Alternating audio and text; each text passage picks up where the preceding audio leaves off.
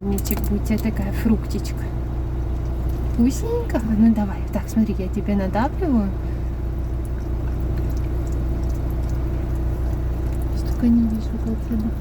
Ой, капнула. Вот на маму, вот.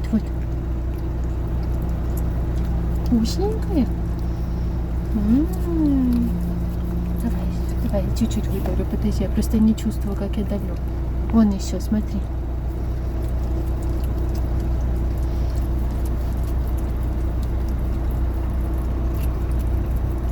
Вкусненькая, да? Ой, пюрешечка, вкусная.